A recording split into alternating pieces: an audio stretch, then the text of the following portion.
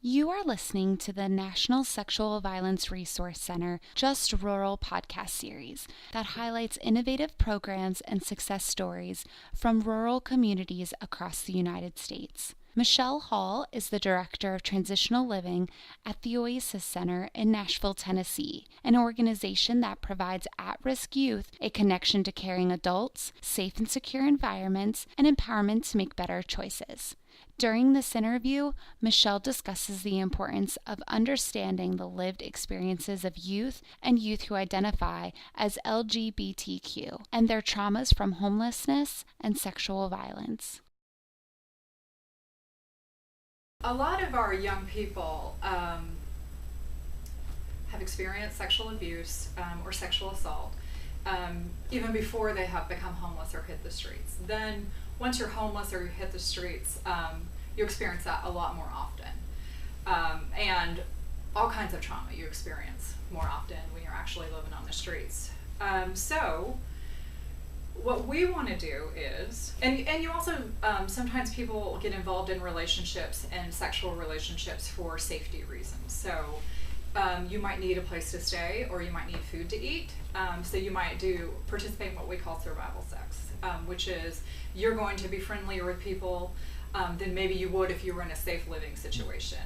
So you know you have the security of that relationship.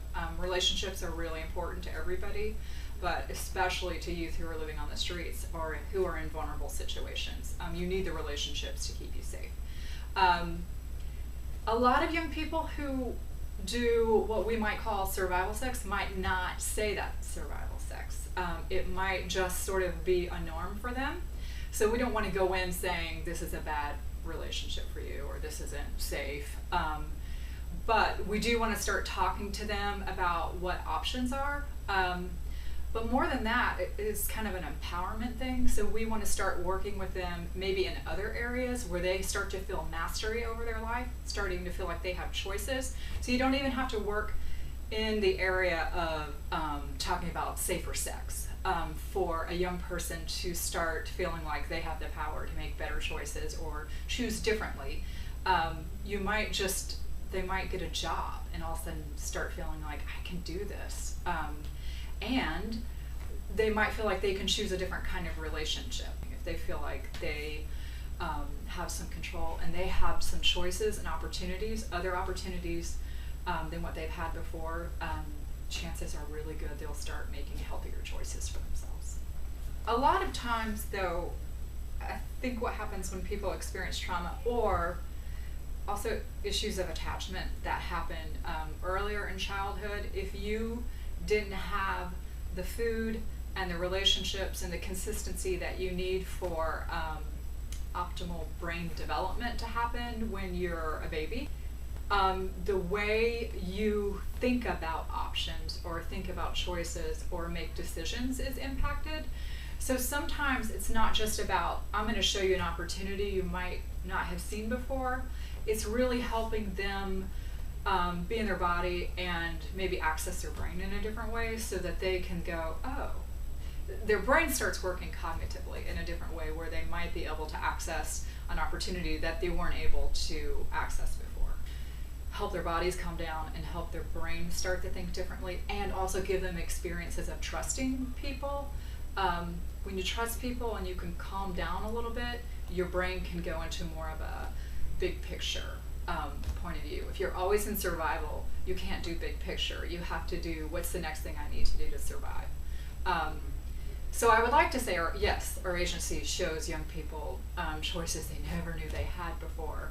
But I don't know that it's that grand. I think if we can help them experience a little bit of safety, if they can calm down in their survival, their fight, their flight, their freeze, if they can change that up a little bit, their brain naturally is going to be able to go to a point where they go, oh, and here's another option. I could explore this. I'm safe enough to play around with this idea. I think, realistically, I think that's what happens.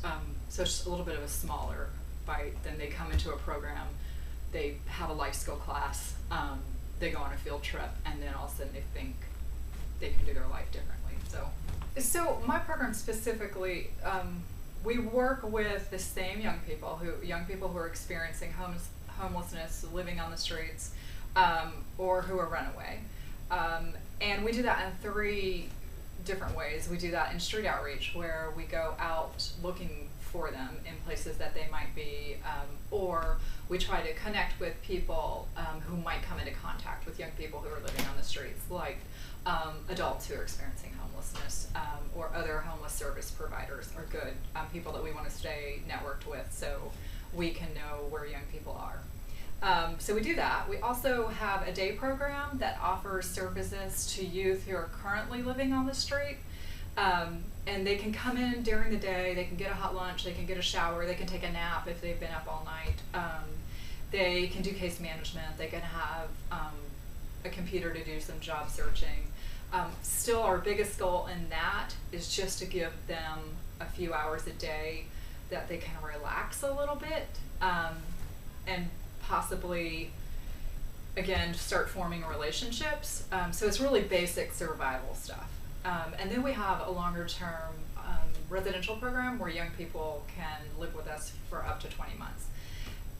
Since we started operating those programs under one roof, 70% of our young people who go through our street outreach program move in with us. And before, it was really hard for us to get a young person on the street to buy into living in a program, which was discouraging on our point, because we would see these young people living on the streets and we knew we had a bed for them, and they couldn't give up or weren't real willing at that point to go by our rules, or it wasn't safe enough for them to move in with us. And now that we work with them in the outreach center, they see the staff, they see the same staff, they see other young people who have moved into our residential program. So their trust has greatly increased, and they're more willing to move in and try it out. So now 70% of the youth who live on the streets will come into our loft program, which we consider that a huge success. They might leave, they might not stay for very long, they might come back after they leave, and we really encourage that. Anytime a young person leaves, if we think they're ready or not, we know that developmentally it's normal for a young person to say, I'm ready to try this on my own. In fact, trying it is a way that they learn, and probably some of the best learning that they have. So they might go to try to live on their own when we're going, oh, stay, finish school, don't go yet, you're not making enough money. But we will support them emotionally when they do that, and they might make it, and that's great. And then, or they might say, I do need to come back. Can I come back for a little bit? And we absolutely like that. It's sort of like a family. When kid goes off to college, maybe needs to come back when school's out, or needs to come back before they get a job. We look at that the same way. So when I talk about working with runaway homeless street youth or LGBTQ, to me they're not separate. Anytime you work with this group, or you work with anybody, or you just have any interactions in the world, you're working or interacting with LGBTQ people. So what we have to be careful about is to know that in our culture, these young people are systemically oppressed. They do not have the same opportunities, and they're very often less safe than even our youth who are living on the streets. So we need to make sure we are doing things that let those youth in particular know that they're that we don't just want them to come and participate in services with us, but that they're really, really welcome here, and that we're going to take who they are into account. So it's different as far as you need to make sure that that group of people knows that you care about them and that you are not going to hurt them for being the way that they are. But it's the same as far as you should be working with every young person in a way that says who you are is amazing. You get to decide who you are, or choose, live life the way you want to live, and we are not just going to tolerate you, but we want to celebrate you. And we're all better when we're good. So when everyone's well, we're all better.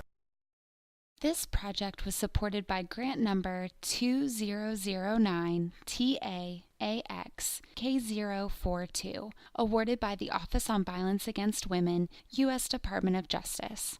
The opinions, findings, conclusions, and recommendations expressed in this publication are those of the author and do not necessarily reflect the views of the Department of Justice, Office on Violence Against Women. For more information about our rural project, visit www.nsvrc.org.